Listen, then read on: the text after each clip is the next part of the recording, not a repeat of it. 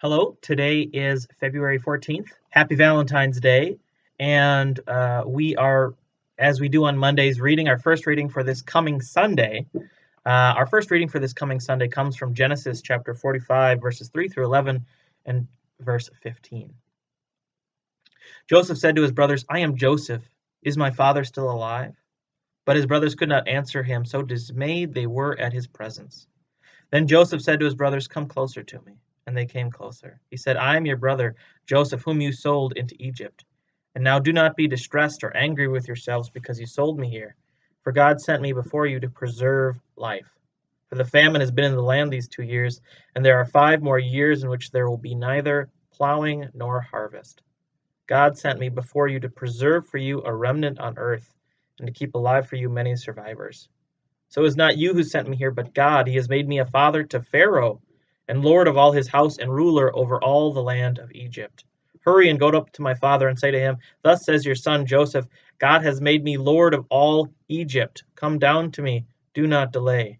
You shall settle in the land of Goshen, and you shall be near me, you and your children, and your children's children, as well as your flocks, your herds, and all that you have. I will provide for you there, since there are 5 more years of famine to come, so that you and your household and all that you have will not come to poverty.' And he kissed all his brothers and wept upon them. And after that, his brothers talked with him." The word of the Lord. Thanks be to God. We are here at Grace reading Genesis. This is on the docket. We are reading very slowly through the book of Genesis.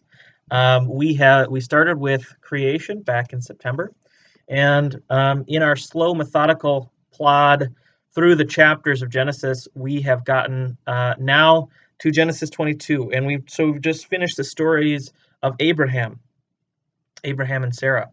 So now with Abraham and Sarah behind us, we are looking forward to the life of Isaac, the very little bit of Isaac we get, and then on to the life of Jacob and all of Jacob's sons. So Genesis, although it starts as this universal story, narrows pretty quickly, I would say, toward the fate and struggles of a single family. And from the beginning, a major theme in that family's life is brokenness, broken relationship, mistrust, especially between brothers, within family, rivalries that lead family members to do destructive things against their own family. And that animates most of the narratival push. There is the conflict comes not typically from without. There are conflicts with other people, but really the conflicts of the story, the core story, are conflicts within this one family, within the family that would become the ancestors of the nation of Israel. This is a story that Israel tells itself, that they tell themselves about their ancestors, and it's not a pretty picture.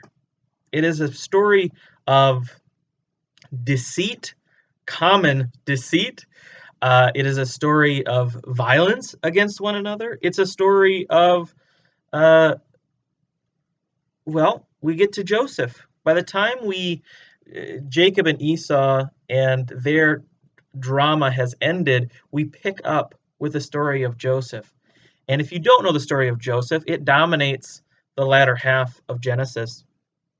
And it is a story of rivalry turned to anger, turned to vengeance. That Joseph has dreams in which he is the favored son, and all his brothers will bow down to him. Remember, Joseph is the youngest son at that point, and the brothers, his siblings, seeing him sort of puff himself up, or perceived him to be puffing himself up, and seeing that their father has this favor for Joseph, they hatch this plot and they sell Joseph into slavery. The story then of Joseph is a story of a survivor, someone who is handed difficulty, handed an impossible situation, and makes the best of it through wisdom, through luck, clearly, as the story sort of indicates, the intervention of God. That God is with Joseph even in slavery, even in Egypt away from his homeland. But the story is not just of individuals making it the best they can. It's not just a story of rivalries and a family that is dysfunctional. The story of Genesis, really one of the major themes of Genesis, perhaps the major theme, is a theme of reconciliation. That there is something broken in the world that keeps manifesting itself. It manifests itself in Abraham and Lot's disputes. It manifests itself in the absolute dysfunction of the world in Noah's time. It manifests itself in the brotherly disputes between Jacob and Esau, and now between Joseph and his siblings. There is something wrong in the world, and it keeps bubbling up.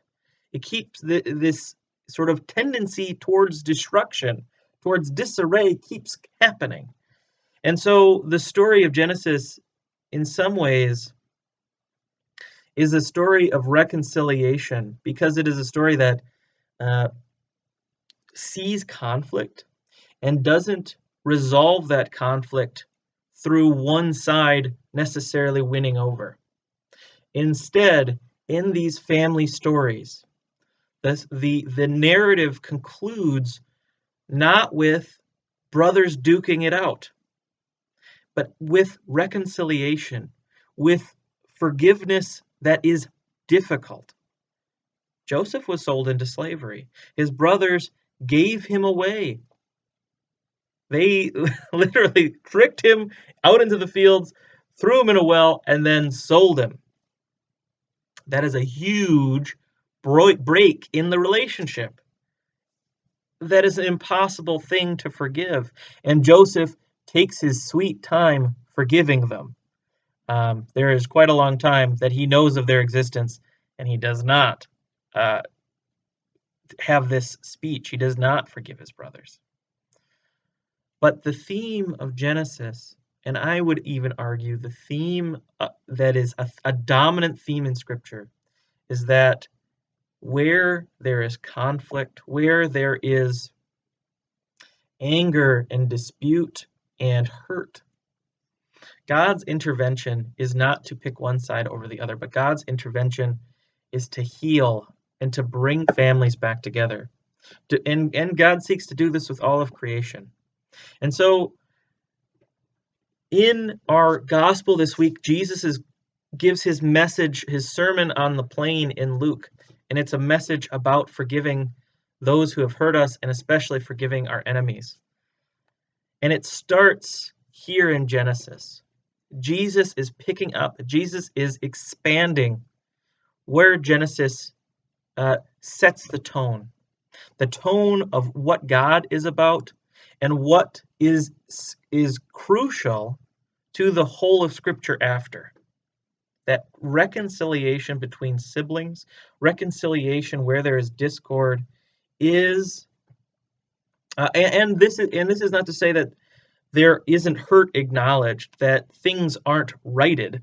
Clearly, this is not reconciliation without repair, but reconciliation, just reconciliation that does seek to heal hurts, acknowledge the wrong that has been done, and then puts the relationship back on track. That is the kind of the picture of